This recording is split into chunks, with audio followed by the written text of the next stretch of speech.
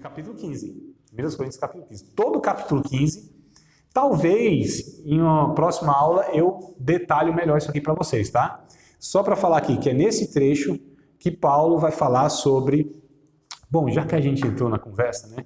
Vamos detalhar, porque fica para depois, aí complica tudo. Verso de número 35, tá? Me acompanhem, por favor, na leitura. Anotem, reflitam, comentem e questionem. Então, 1 Coríntios, capítulo 15, verso 35. Nós vamos até talvez o 58, vamos ver lá. Mas alguém dirá, como ressuscitarão os mortos? Né?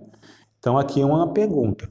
Tá? Indaga a possibilidade da ressurreição. Não é o método, é a possibilidade. A pergunta é nesse tom aqui. E com que corpo virão? Olha só, perguntaram. Com que corpo virão? Relaciona-se à natureza do corpo. Que natureza de corpo que nós teremos? Qual a natureza do corpo que nós teremos? É a natureza do corpo. Tá? Então, com que corpo virão? Paulo, ele é bem delicado, né? Ele responde, insensato. O que tu semeias não é vivificado se primeiro não morrer. E quando semeias, não semeias o corpo que há de nascer, mas o simples grão, como de trigo, ou de outra qualquer semente. Nesses dois versículos, Paulo está falando da continuidade do corpo. Ele usa metáforas aqui para explicar esse processo. Com que corpo virão? E ele fala, quando você semeia uma árvore, você semeia a árvore? Não, a semente, não é? Então, olha só. Quando semeias, não semeias a árvore, o corpo. E sim, a semente do grão, ou de outro trigo, né? De outra qualquer semente. Enfim, ele está falando da continuidade do corpo. O que Paulo está dizendo aqui é o seguinte, esse corpo aqui, ó, esse nosso, é como uma semente. Tá? Como uma semente. Então, o corpo glorificado é uma continuidade desse corpo. Nós temos um mistério que é o corpo de Jesus, após a ressurreição.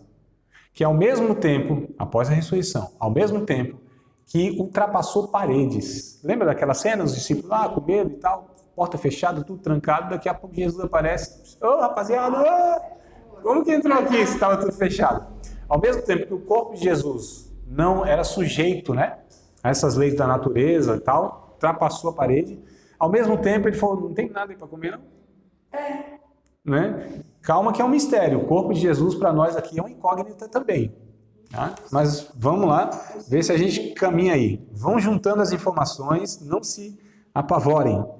Ele vai falar agora no verso 38 sobre a identidade do corpo. Então preste atenção, versos 36 e 37. Ele fala sobre a continuidade do corpo, ele está explicando e respondendo uma pergunta que foi feita.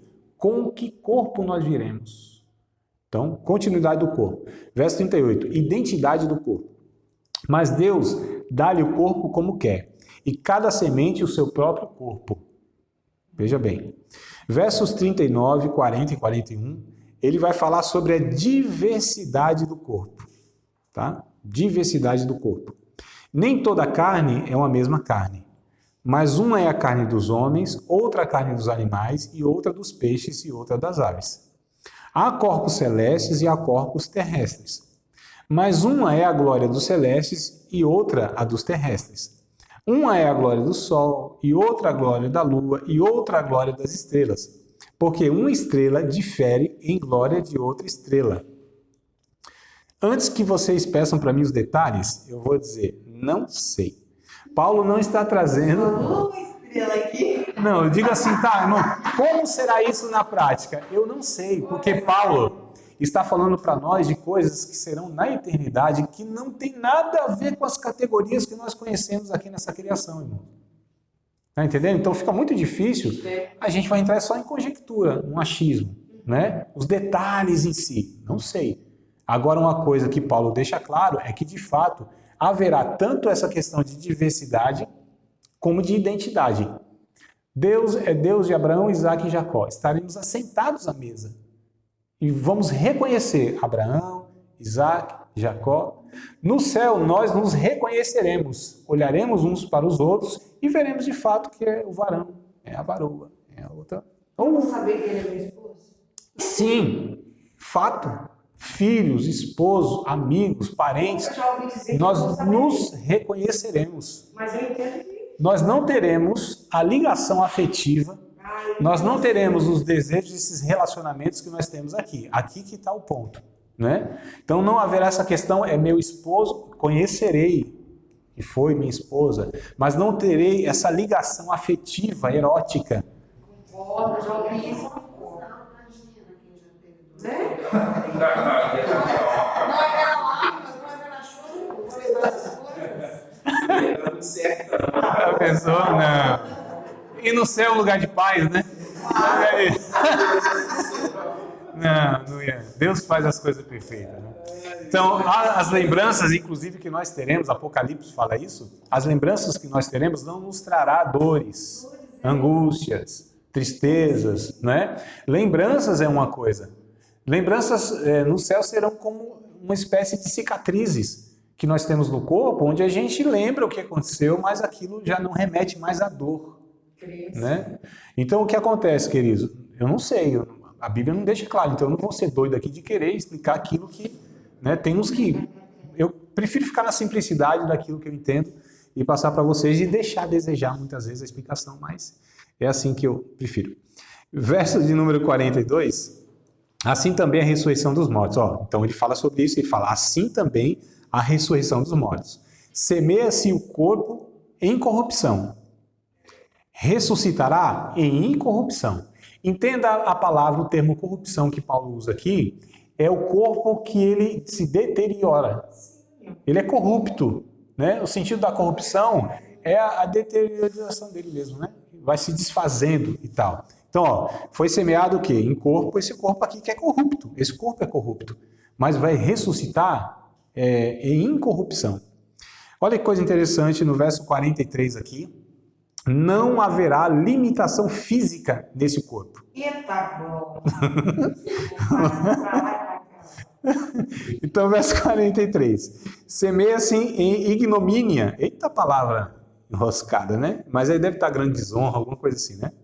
Semeia-se em ignomínia. Então, semeia-se esse corpo primeiro.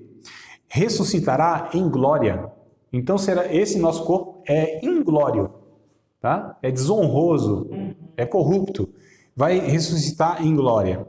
Semeia-se em fraqueza. Nós sabemos muito bem o que é fraqueza no corpo, não é? Limitações, enfermidades, enfim. Ressuscitará em vigor. Um corpo com uma vida que não terá fadiga, que não terá limitações. Um corpo glorioso, semelhante ao de Jesus. Semelhante aos dos anjos, inclusive.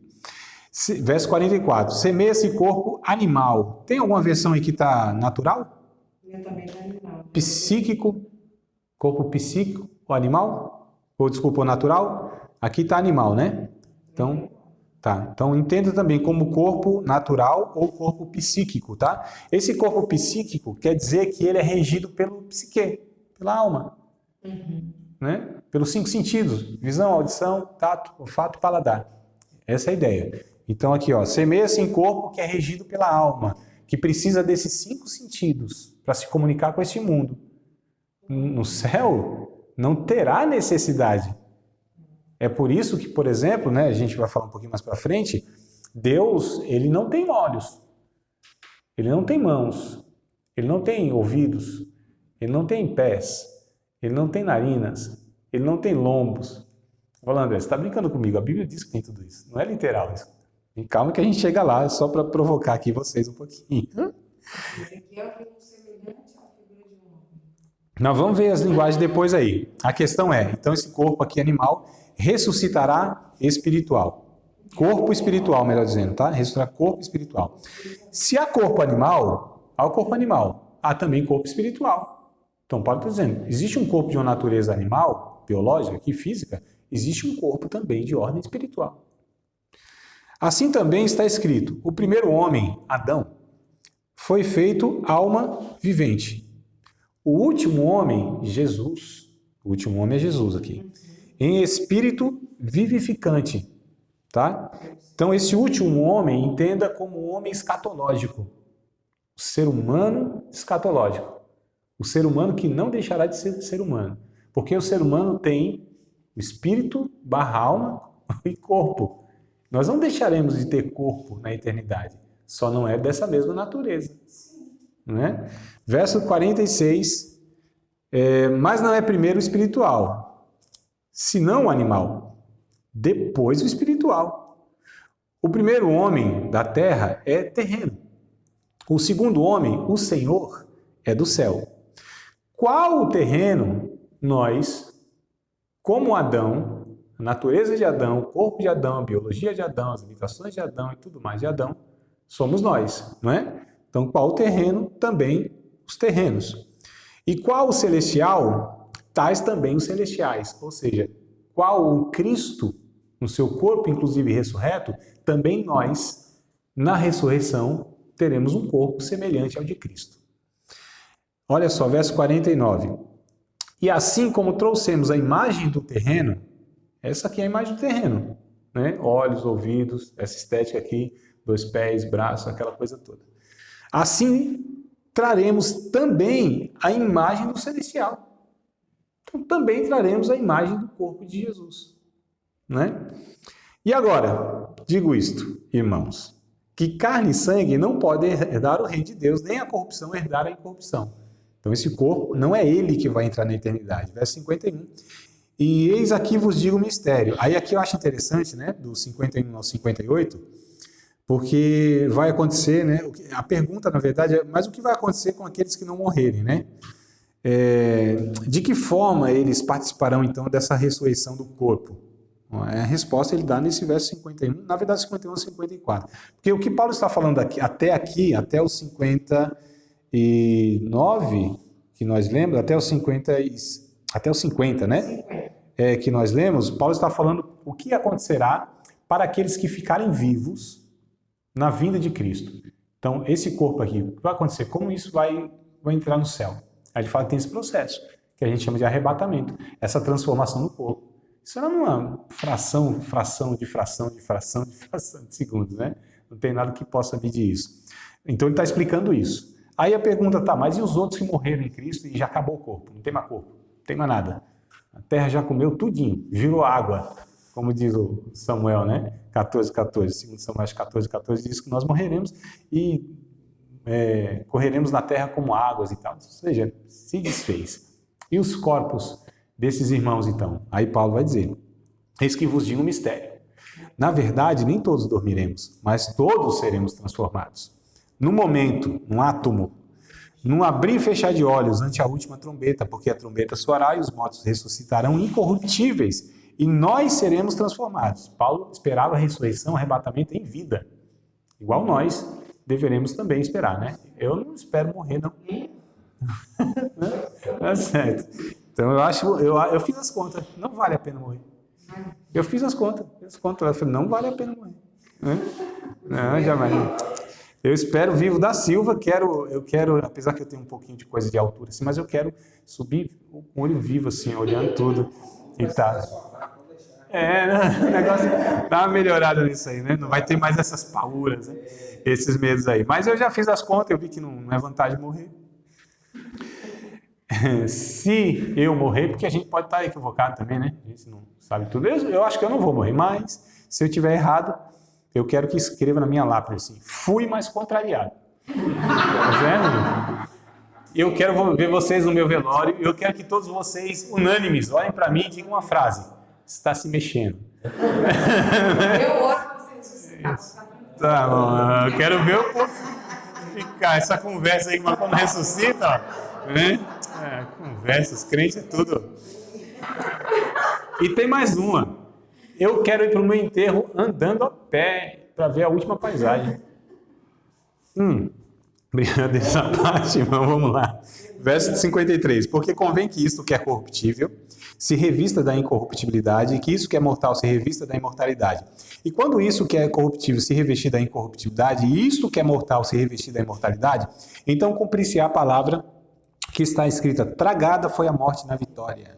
Onde está a morte, o teu aguilhão? Onde está o inferno, a tua vitória? Ora, o aguilhão da morte é o pecado, e a força do pecado é a lei. Mas graças a Deus que nos dá a vitória por nosso Senhor Jesus Cristo. Portanto, meus amados irmãos, sede firmes e constantes, sempre abundantes na obra do Senhor, porque a vossa obra não é vã no Senhor. Então a gente percebe aqui, amados, essa realidade da humanidade resgatada por Deus em tudo, no corpo, na alma e no espírito.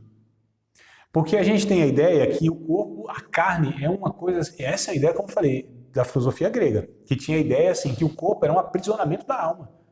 Né? A alma, ela pré-existia no campo das ideias, inclusive, e quando a alma era liberta é porque ela se desvencilhou do corpo. E a gente tem essa ideia, muitas vezes, cristã, não é cristã, né? A gente, no meio cristão, que o corpo é uma coisa assim, não é espiritual, não serve para nada, esse negócio é ruim aqui. E não é, mano. O corpo ele foi comprado junto com a alma e com o espírito, né? Foi comprado. O nosso corpo é templo do Espírito Santo. Ele foi comprado, redimido também. A gente fala da remissão dos pecados e da redenção do corpo. Então, tanto é que esse corpo aqui, ele agora deve ser usado como instrumento para glorificar a Deus. Paulo vai dizer isso em Romanos 6,19. Né? Vocês antes usaram seus membros para imundícia, maldade, para maldade, agora usem eles para a justiça e para a santificação, da mesma forma. Tá? Então a gente precisa entender que o corpo precisa ser cuidado. Né? João, 1 João, 2 João, 3 João, eu não sei, é algum João. Aqui ele vai dizer, ele faz uma oração, inclusive, né, para um irmão lá, deixa eu ver aqui, acho que é 3 João, 3 João, verso 2. Amado, desejo que te vá bem em todas as coisas e que tenha saúde, assim como vai bem a tua alma. Então o corpo também deve ser, para o cristão, algo sagrado, algo que deve ser cuidado, né? Então assim, existe um extremo e existe os extremos, né? Existem os extremos. Um extremo é, ei, corpo que nada, isso aqui vai tudo, né? Deus não se importa esse negócio, Isso. Aí a gente fica com a cintura desse tamanho, né? Aí a gente se entope de um monte de lixo que a gente chama de comida. Aí a gente é sedentário, né? Esses caras que, né? Toma Coca-Cola, come Burger King, já viu que o Burger King não é coisa boa. Brincadeiras à parte, você tem um extremo que é totalmente relaxado com o templo do Espírito Santo. Por outro lado, você tem quase uma cultuação do corpo também, né? Uma estética exagerada, aquela coisa toda. Então você tem os extremos, a gente precisa viver no equilíbrio. A Bíblia nos convoca para o equilíbrio, né? Enfim, mas existe sim essa questão da imagem e semelhança de Deus, e a gente precisa entender que o corpo também, de alguma maneira, será redimido para a eternidade. Seremos seres humanos na eternidade. Seres humanos na eternidade. Com o corpo e também com o espírito. Né? Que essa parte, esse aspecto, melhor dizendo, parte não. Descarta essa palavra parte, tira ela. Esquece, eu vou tentar editar aqui, arranca esse negócio. Parte não. Mas esse aspecto do ser humano, né, que é o espírito, que se comunica com Deus. E a alma, que é a consciência, que é o entendimento. Então, o homem é tudo isso. Não é só uma coisa ou outra. A gente olha lá alguém no caixão e diz, irmão, fulano de tal, não está mais aqui, isso aqui é uma carcaça. Tal, isso aqui não é o fulano de tal. Não é ele. O corpo também vai ser regenerado. Vai ser, restaurado. A palavra restaurado. Vai ser redimido lá na eternidade. Aquilo pode se desfazer, sumir, desintegrar. Mas Deus da eternidade, como Lázaro, né? Mandou sair, ele saiu daquele túmulo lá, mas o homem, quando estiver desintegrado aqui, sua parte atômica, Deus vai dar ordem, corpo, vem para cá, que eu preciso ter uma conversa contigo. Vou restaurar aqui você num todo, porque a salvação de Deus inclui todo o aspecto humano, toda a criação, inclusive. Não é só a alminha, não, ganhamos a alma para Jesus, mas a alma não. Jesus não é o caça-fantasma. Você acabou de participar de mais uma aula de um dos nossos cursos do Seminário de Teologia, Vida Cristã, Palavra da Vida. Espero que tenha te abençoado, não só alargado o seu conhecimento teológico, mas que tenha também atingido o teu coração para que você possa a cada dia mais reproduzir a vida de Deus nas suas relações cotidianas. Se você ainda não é aluno oficial de um dos nossos cursos, se inscreva aqui no contato que vai aparecer do WhatsApp. Também nos siga nas redes sociais, se inscreva no nosso canal, compartilhe à vontade e Deus te abençoe.